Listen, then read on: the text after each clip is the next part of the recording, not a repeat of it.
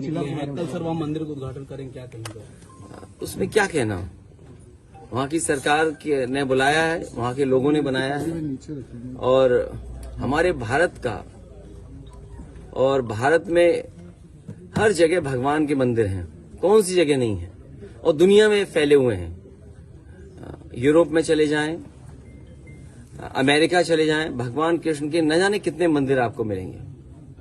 Europe में मिल जाएंगे, Russia में मिल जाएंगे, अबू धाबी और आसपास भगवान कृष्ण के मिल जाएंगे। तो ये कोई आज से थोड़ी मंदिर बन रहे हैं, जाने कब से बन रहे हैं। और अगर आप जानकारी करेंगे, बहुत सारे लोग भारत से प्रभावित होकर के दूसरे देशों से भारत आए शांति की तलाश में, जीवन का मतलब समझे उसके लिए। बीटल्स के बारे में सुना होगा, जिस समय वो पीक पे थे अपने, उस समय भारत में ही आए और कई आश्रम में रहे और भगवान कृष्ण के शरण में भी रह गए। तो ये भारत हमारे धर्मों का देश है, लेकिन हमें विवेकानंद जी को याद रखना चाहिए। स्वामी विवेकानंद जी ने कहा कि हमारे देश में धर्म की कमी नहीं है, धर्म बहुत है, लेकिन रोटी कब मिलेगी और रोजगार कब मिलेंगे। धर्म का स्थान अपना है, अलग है, लेकिन सरकार की जिम्मेदारी है लोगों को न्याय दें, सामाजिक न्याय मिले, रोटी मिले, रोजगार मिले और किसानों का हक और सम्मान बचा रहे। ये पेपर लीक कोई पहला नहीं हुआ है। इस सरकार में कोई भी परीक्षा होगी, बिना पेपर लीक के परीक्षा पूरी नहीं हुई है। सवाल पेपर लीक का तो है ही, लेकिन उसके साथ साथ जो संस्थाएं पेपर कराती हैं और जिन संस्थाओं पे ये जांच चली जाती है, जब पहला पेपर लीक हुआ होगा तो ये किसने जांच की? ये क्या वजह है सरकार पेपर लीक होने के बाद एक ही संस्था के पास ये जांच के लिए भेज देती है? सर प्रधानमंत्री और जिस तरह से खबरें आ रही हैं कि आंसू गैस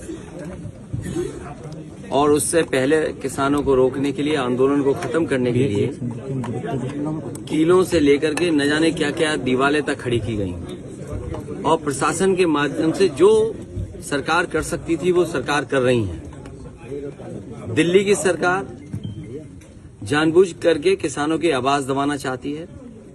ये वही सरकार के लोग हैं जिन्होंने किसान को कहा कि उनकी आय दोगुनी हो जाएगी, फसल की कीमत मिलेगी, एमएसपी लागू करेंगे।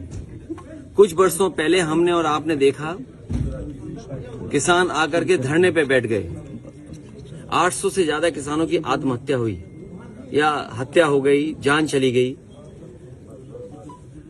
लेकिन उसके बावजूद भी सरकार किसानों को एमएसपी देने के लिए तैयार नहीं है। तो जो सरकार किसानों के नाम पर वोट लेना चाहती हो, जो सरकार स्वामीनाथन जी को भारत रत्न दे रही हो, जो सरकार किसानों के नेता चौधरी चरण सिंह जी को सम्मान दे रही हो, भारत रत्न, आखिरकार किसान को एमएसपी क्यों नहीं? या एमएसपी देना नहीं चाहती सरकार? बड़े लोगों से मिली हुई है सरकार, जो लोग मुनाफा कमाना चाहते हैं उनसे सरकार मिली हुई है, और उसी का परिणाम यह है कि किसान की आवाज दबाने के लिए लगातार सरकार इसी तरह का व्यवहार कर रही है किसानों के साथ। आने वाले चुनाव में जो 2024 को होने जा रहा है, देश की जनता भारतीय जनता पार्टी को हटा देगी।